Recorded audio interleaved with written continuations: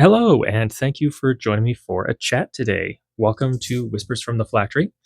I've been a game runner and storyteller for over 15 years, and I'd like to just chat with you today about something that's been coming up and I've been seeing online, and that is how we narrate in our role playing games.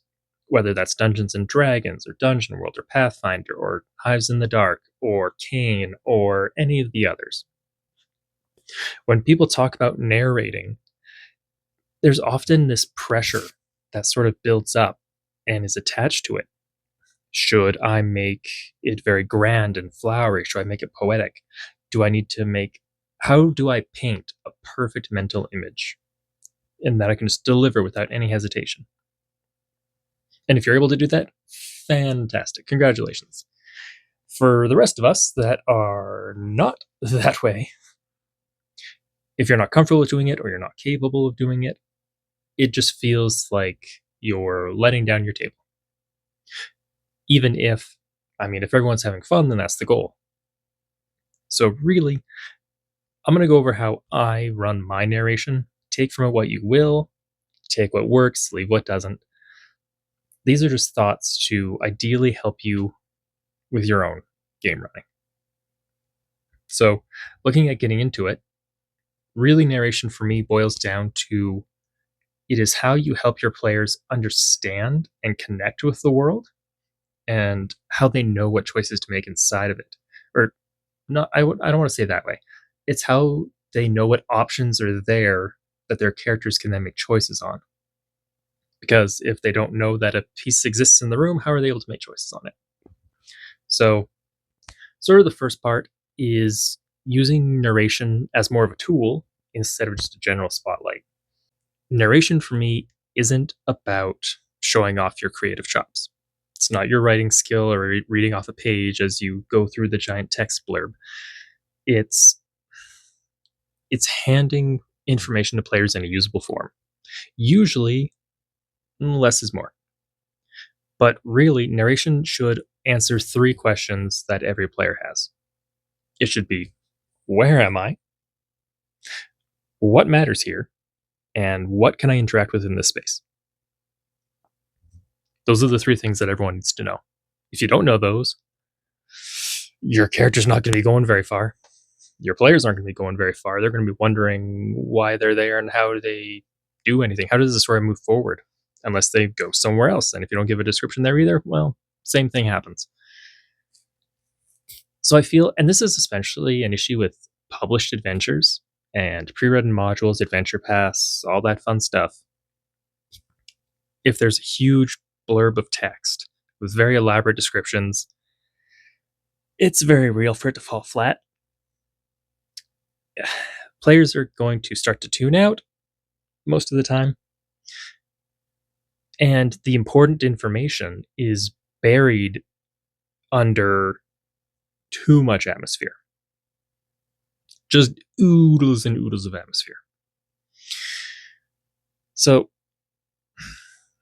ideally, we want to say less, but be more precise in our wording.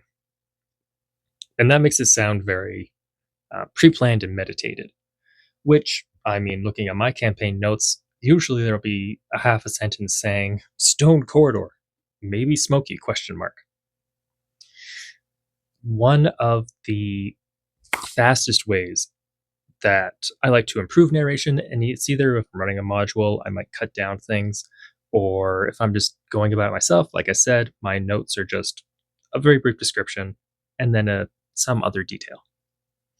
Picking 2 to 3 strong details in addition to sight they're just better for helping lock players in. If you say, you enter the dungeon, the stone corridor is ahead of you, what would you like to do? And it's like, well, I guess we can go down the stone corridor. We don't really know more. Do we see anything? Like, what's in this place? Compare that to, you enter the stone you enter the dungeon. The air is hot and humid, and there's smoke marks sooted along the walls and ceiling. Down the corridor, you hear the ting of hammers. So, we know that we're in a stone dungeon. We know that there is frequently fire or heat of some kind, there's heat existing, and that there is life down the dungeon. Those are things that can be followed up on. Depending on more context, if the party knows that they're entering a dwarven hold that produces a forge, or they're after a cult of flame or fire elemental, something like that, well, then they know to start equipping their fire-resistant gear or taking potions to resist flame. That fun stuff. Really, it doesn't always have to be smell, and sight is a big one. Everyone has sight, but smell, how things feel. If you're in a wet, humid environment, the air sticks to your skin. The flies and insects buzzing around agitate you. It's just a very quick add-on.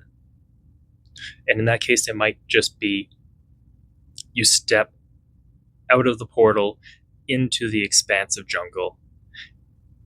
The scent of foreign spice fills your nostrils, and the air clings to your skin. You know that without modifying your equipment, it's very likely that you'll become fatigued early. Done.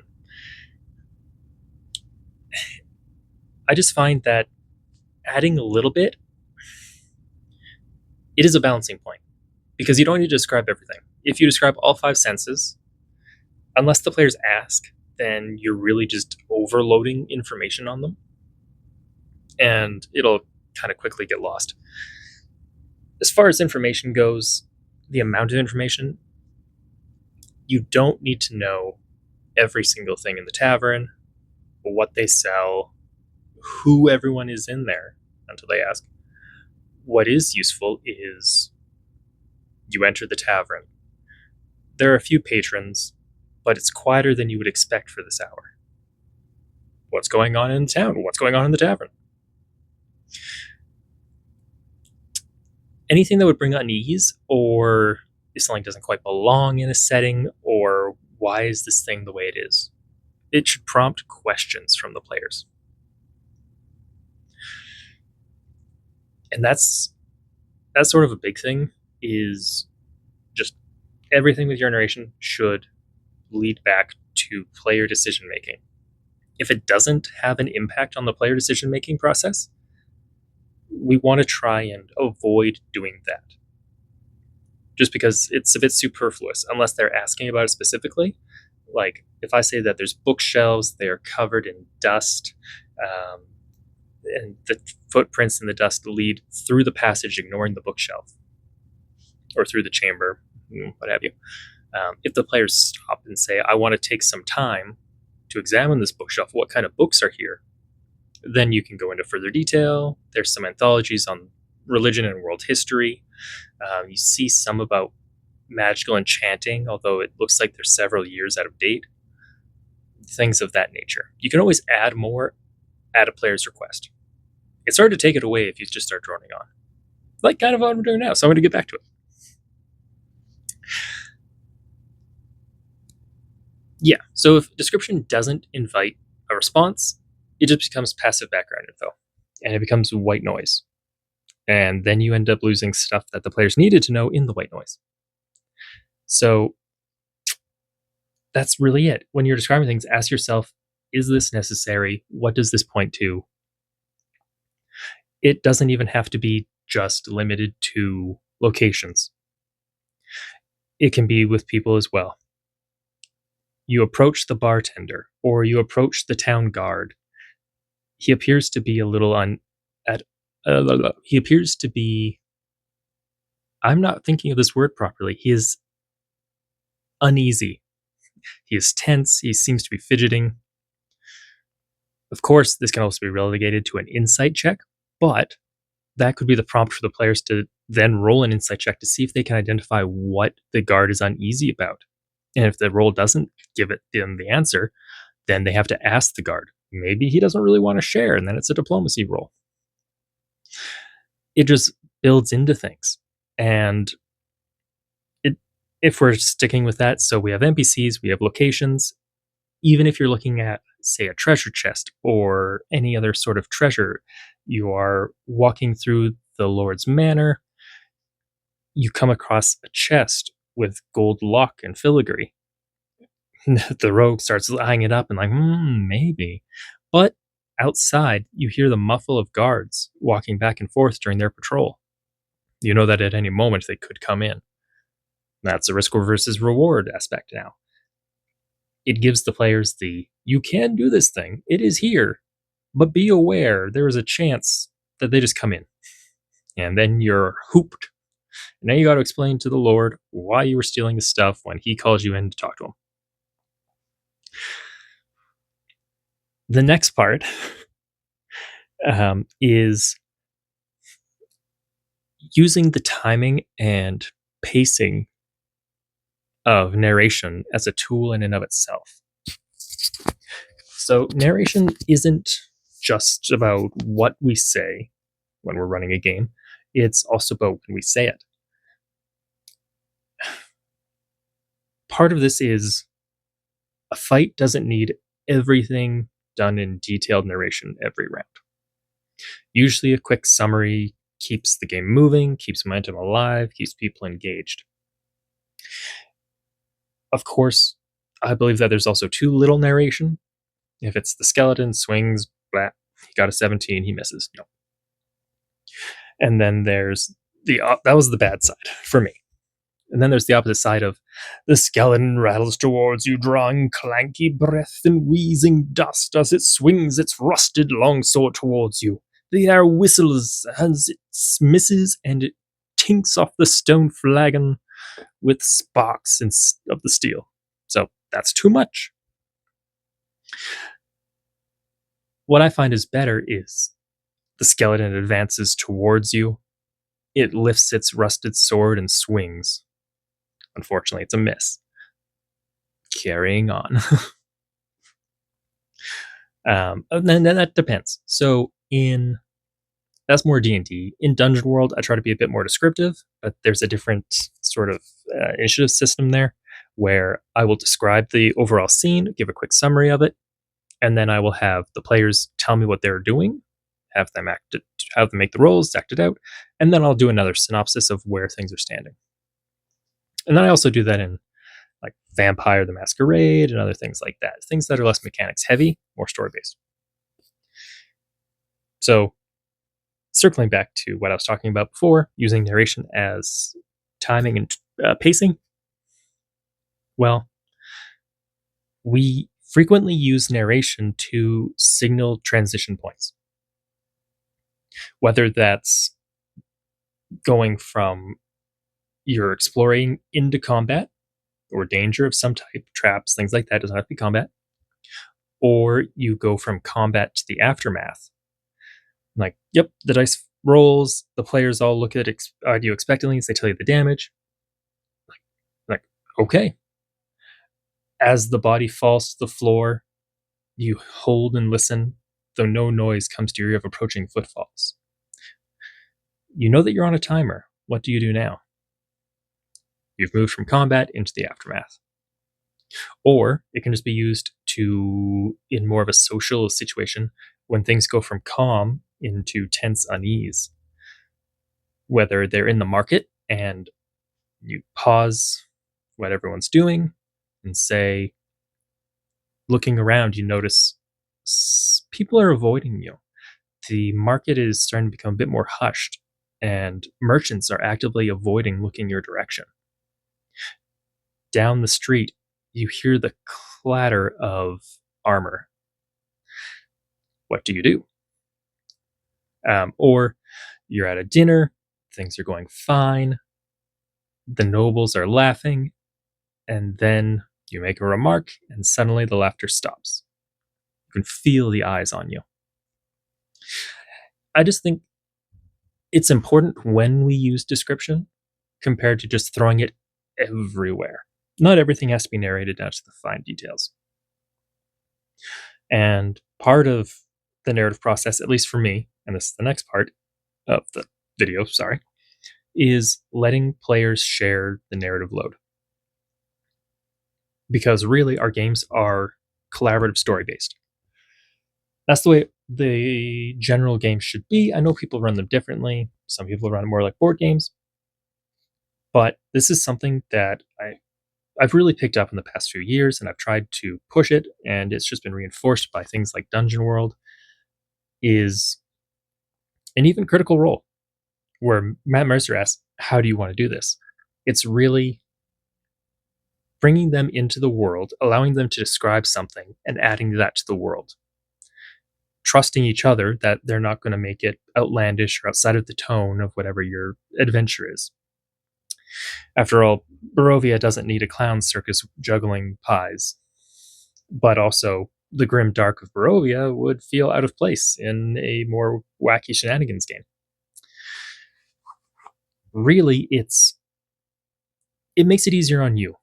And this is things where it affects the players, of course. You've all bought a keep. What does this keep look like to you? What sort of terrain surrounds the keep? Unless there's a plot point that you have nestled in there that you need that stays, it can vary. How do you know that this NPC was lying to you? How do you know this person? That comes up more admittedly in games like Edge of the Empire, or it's like, I know a guy. Well, how do you know that guy? Tell me how you know that guy. And even down to the more flavorful things that we don't really talk about as often, but people just do. Like, how does your spell look when you cast Fireball? Is it a typical fireball? Is it a red? Is it red? Is it purple? Is it blue? What does your fireball look like? When you fail to cast a spell, what happens? When you are casting your spell, what happens? Because different casters cast spells different ways, especially in the same setting or different settings. A cleric casting the divine miracles that they've been granted will look very different than a wizard, who might hold up their spell book and the pages flip as the arcane winds gather, and then they thrust out their hand and send the magic flying. Compared to a cleric who might touch their holy symbol and their body is lit from behind with divine radiance that shines through their eyes as well, and they speak the words of their god. So these sort of things really help bring players into the story, and collaboration is very beneficial. So that's the main focus there. When players are engaged with the story more, they're collaborating more, they remember it better, they're more active participants, and they are more interested in being there. That's really it for that one. So that's really everything I had to say today. You shouldn't have to put on a grand mask when you're narrating. Be mindful of the words a little bit, but you shouldn't have to completely change who you are. And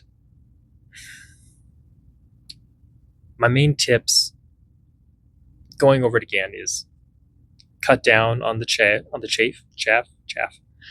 Cut down on the excess. Highlight the most important details, a few senses or minor descriptions. Tie your descriptions to player choices. Work on the pacing, practice it, and invite collaboration with your players. Generally, it's let yourself be imperfect, because you're going to be starting it. Everything takes practice. And cats. Really keep doing it. You will get better. It just takes time. It takes repetition, just like everything else. So, thank you for spending this time with me. If you've made it this far, I really appreciate it. If you liked the video, hit the like button. Consider leaving a comment talking about your narration style or things that you'd like to highlight. And if you want to hear more random chats, then hit the subscribe button. I try to post once a week, and I do daily shorts about monsters and things like that don't get used enough. So, thank you. Have a good day.